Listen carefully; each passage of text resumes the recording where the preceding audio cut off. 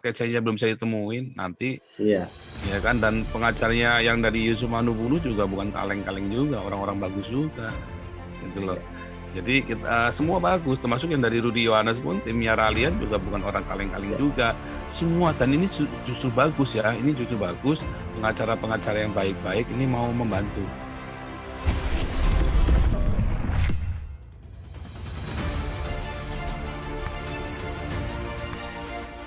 Oke. Oke, ini Pak Ralian silakan. Wah, ini lawyer kita nih, Pak Ralian. Terima kasih Pak Ocang Ya, diberi kesempatan. Saya sebenarnya bukan pengacara atau kuasa hukum Ricky Johannes ya. Tapi saya pengacara dulu masuk di dalam tim 15 itu, tim advokasi Muhammad Kece. Karena nggak tahu bagaimana caranya terjadi miskomunikasi. Iya, miskomunikasi itu saya lihat ya sebetulnya ya. Ya, karena Yusuf Manibulu sendiri sebenarnya yang itu tadi yang kita masalahnya. sayangkan. Dia tidak mengkomunikasikan kepada kita. Kalau memang dia memang nggak pakai kita, dia komunikasi baik-baik. Karena kita datang baik-baik, kita kasih KTA kita kasih bas kita, tapi tiba-tiba ya mungkin Pak Ocang udah tahu lah itu ya. Lalu tiba-tiba dia bikinlah tim Avenger, jadi ada pengacara dalam pengacara. Jadi kita juga bingung juga deh waktu Pak Yusuf Manibulu melakukan itu. Dan Pak Yusuf Manibulu tidak punya etikat baik. Ketika memang dia enggak ini, ya dia bicara aja, komunikasi dengan kita. Dan saya sudah jauh hari mengatakan bahwa kasus seperti ini itu pengacaranya itu butuh perhatian publik. Jadi kalau pengacaranya itu biasa-biasa aja, ya kasus ini akan dianggap biasa-biasa aja. Ya. Jadi saya sudah mengatakan jauh hari, ada satu hal dibangun litigasi dan non litigasi. Artinya litigasi dan litigasi itu kasus-kasus litigasi juga tidak bisa, non litigasinya tidak diikutsertakan. Dia akan menjadi mainan yang harus bisa membangun kekuatan seperti itu. Nah, kalau ini ke depan saya nggak tahu apakah memang Pak Sapudin Ibrahim nanti akan bisa mengkoordinasi ini dan dia bisa cari kuasa-kuasa hukum itu, ya biarkan aja lah kuasa-kuasa hukum itu, nggak usah dibatasin. Kalau memang ada 5.000 kuasa hukum silakan aja. Kalau memang persoalan uang, itu kan nanti kan Tuhan yang akan bekerja di dalam segala masalah pendanaan. Kita nggak usah berpikir soal dana, atau takutnya begini, lalu dibatasi. Justru kalau dengan kuasa hukumnya yang hanya sempit dikit seperti itu, akan menjadi apa? Tidak akan jadi greget itu hakim itu. Jadi itu yang perlu.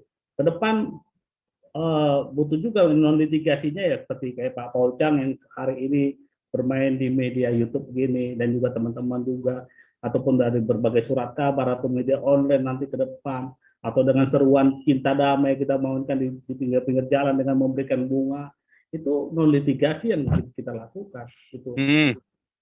Jadi saya akan fokus di sana aja Pak Ocang untuk membicarakan ini. Satu hal, saya juga sudah dapat itu informasi bahwa istrinya Pak Muhammad Kece menarik kuasa hukumnya Pak Yusuf Manibulu dengan tulisan tangan dengan materai 10.000 kalau nggak salah itu. Ya sebetulnya nggak ngefek apa-apa juga, mau ditarik bunga nggak ngefek apa-apa, karena kan memang harusnya pakai C yang memberikan kuasa. Iya, kalau itu hak prinsipal itu memang dari Pak Muhammad Kece. Jadi tanda tangan kuasa hukum yang prinsipal itu memang seharusnya Pak Muhammad Kece, tapi memang sampai sekarang kan kendalanya di Muhammad Kece adalah surat kuasa hukum. Nah, kalau surat kuasa hukum itu, saya anjurkan saya anjurkan juga memang ke depan nggak usah khawatir lah dan tidak usah membatasi siapapun dia kuasa-kuasa hukum yang mau datang, mungkin juga dari teman-teman kalangan Muslim yang nasionalis ikut membantu, nggak ada persoalan di situ. Tapi kan nanti kalau dalam persidangan itu kan kita kan selektif siapa yang di dalam persidangan nanti yang ikut untuk mendampingi Pak Muhammad Kece, karena jika kita tidak serius di langkah awal, maka ke langkah kedepannya kita akan susah untuk mendapatkan hal itu, ya, untuk pembelaan-pembelaan itu. Maka perlu sebuah pemikiran serius, perlu dalam soal litigasi dan non litigasi itu dibangun bersama-sama dengan kita. Nah, saya rasa ini belum terlambat untuk bisa dilakukan ke depan. Nah, kita berharap konsolidasi teman-teman dari kalangan YouTube Kristen juga, YouTube kebangsaan, untuk saling membangun bersama. Karena apa? Karena udah terbangun citra di kalangan teman-teman YouTube yang lain, itu seperti Denny Siregar mengatakan bahwa Pak Muhammad Kece adalah karena ujung-ujungnya persoalan duit. Tapi saya bantah berkali-kali bahwa persoalan Pak Muhammad Kece bukan persoalan duit. Karena Pak Muhammad Kece sebelum dia masuk Kristen, dia sudah kaya. Saya bilang gitu. Saya berkali-kali mengatakan itu. Kenapa saya bilang dia sudah kaya? Dia sudah naik haji bersama dengan ibu istrinya Pak Muhammad Kece. Untuk naik haji itu kan nggak gampang. Pertama ngantri. Kedua adalah biaya cukup tinggi. Nah, saya lihat dia sudah kaya, dia mengorbankan kekayaannya untuk dia percaya kepada Kristus. Jadi itu bukan persoalan uang, tapi adalah persoalan refleksi keimanan. Dan ke depan juga kita juga harus bisa meminta supaya kita juga melaporkan tentang Ustadz Abdul Somad yang mengatakan bahwa dia juga melakukan penistaan agama ya, dengan dia katakan itu kan, persoalan bahwa di salib ada jin kafir. Nah, ini kan dia harus kita juga meminta supaya Ustadz Abdul Somad bertanggung jawab dengan penghinaan. Dia melakukan penghinaan terhadap agama Kristen, terhadap yang mengatakan bahwa Kristus, Yesus di dalam salib ada jin kafir. Di mana ayat Al-Quran mengatakan itu? Sampai sekarang kan tidak ada ayat Al-Quran mengatakan bahwa ada jin kafir di dalam salib. Nah, itu dia sudah berdusta dan dia juga sudah menghina Al-Qurannya sendiri. Nah, kita ke depan itu. Kedua juga para ustadz kainama yang suka berbohong, itu juga harus kita juga lakukan juga supaya ada hal-hal juga, mereka juga banyak melakukan fitnah kepada kita. Nah, menurut saya mungkin ke depan ya, kita harus bisa bersama-sama untuk membangun konsolidasi hukum maupun konsolidasi dalam dukungan kita kepada Pak Muhammad Kece. Kita yakinkan Pak Muhammad Kece bahwa inilah salib yang harus dia pikul, dan dia tidak kita tinggalkan, dia tidak sendiri, tapi dia ada kawan-kawan bersama-sama untuk mendukung dia dan mensupport dia secara iman, mensupport dia secara pikiran, ataupun secara kasih, apapun itu. Nah, itu yang kita lakukan ke depan, supaya Pak Muhammad Kece juga bisa kuat dalam menghadapi apa yang dia hadapi sekarang ini. Mungkin itu aja Pak Ujang, sehingga betul ya. Jadi kita harus memposisikan bahwa menjadi YouTubers itu bukan pilihan KC buat cari uang, ya. Tapi itu adalah sebagai sarana untuk memberitakan, untuk menjawab Somad. Memang posisinya harusnya seperti itu. Cuman, tapi saya kira Pak Saifuddin juga, ini kan beliau kan juga nggak mau pakai banyak orang, tetapi saya kira untuk advisor dia butuh banyak masukan ya, saya kira ya. Dari dulu juga Pak Saifuddin orangnya tidak pernah nolak dan meremehkan orang ya, setahu saya. Jadi waktu kita nasihatin, kita datang ke Polda dulu, kita nasihatin, beliau terima dengan baik. Terus saya ada kasih masukan-masukan, dicatat sama beliau, dihubungi juga. Tapi kan sambil jalan beliau sambil terus konsolidasi. Artinya beliau juga nggak sembarangan lah, ya, nggak akan sembarangan juga. Beliau juga ada ininya, tetapi tidak akan menolak, tidak akan terus blok semuanya, nggak begitu juga. Dan sekarang ini kan belum ada sinyal-sinyal apapun dari Pak Kece. Kalau Pak Kece lebih percaya Yusuf Manupulu bagaimana? Ya kan? Nah, kita kan juga harus mendengarkan Pak Kece. Yang penting dia harus merasa nyaman supaya nanti jangan sampai kalau ada apa-apa dia nyalain kita. Ini sih gara-gara ini sih, ini gara-gara Yusuf Manupulu, ini gara-gara Saifuddin, ini gara-gara Paul. Jangan loh, ya kita mau tolong gitu kan. Nah, tapi yang memang kita khawatirkan, nanti belum lagi sidang sudah minta maaf. Wah, itu udah repot kalau sudah begitu, karena sudah kejadian beberapa kali. Ya. Dipersekusi begitu, digeruduk, dilobi, itu sudah lemah. Apalagi yang digeruduk ini keluarganya. Gitu. Ya itu Pak Polcang, makanya memang butuh dukungan secara ini. Kita juga harus berkomunikasi juga dengan keluarganya.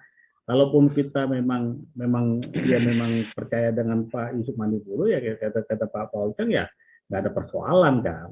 Iya, Tapi jadi dan belum tentu jangan-jangan percaya sama Rudi Yohana. Arilia Indonesia. Namanya orang kok, ya kan, dia di tengah jalan, dia lagi berpikir apa, ada masuk apa-apa segala macam. Jadi kita juga jangan geeran juga, atau kita kecil hati juga jangan, atau jangan merasa gue nggak butuh, bukan masalah butuh nggak butuh.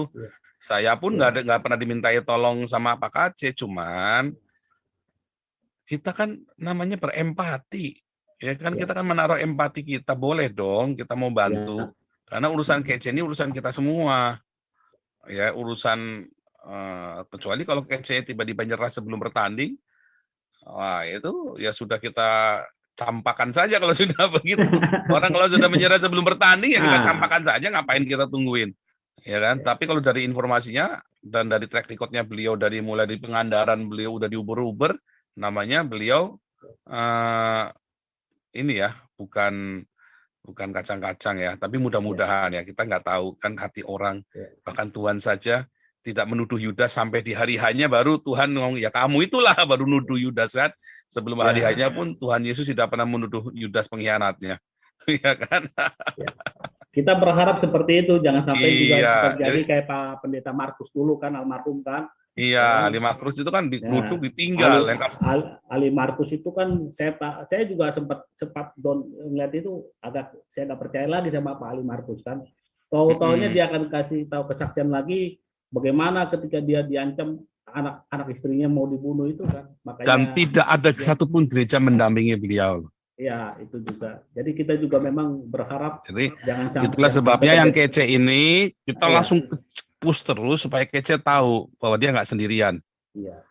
Itu yang kita maksud. Semestinya sih kita juga Pak Paujang dan juga Pak Yusuf Manipulu juga berpikirnya harusnya dia harus juga melihat kita juga sebagai positive thinking. Ini adalah membangun kebersamaan.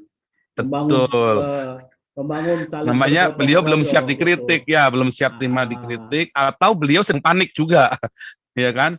Jadi dia jangan kebanyakan ini jadi panik nih jadinya, bisa jadi atau apapun. Tapi kalau saya tetap berpikir Yusuf Manupulu ini, saya tidak kenal beliau secara pribadi banget ya, tetapi so far ya selama ini sih ya dia beres-beres saja ya, nggak aneh-aneh lah. Jadi buat saya sih percaya ya, saya nggak setuju kalau ada orang bilang Yusuf Manupulu apa ular beludak apa segala, saya nggak percaya ya, karena nggak usah lah orang YouTube, jangan munafik lah, YouTubers itu sebagian 90% itu cari duit kok, kecuali Amin Wijaya.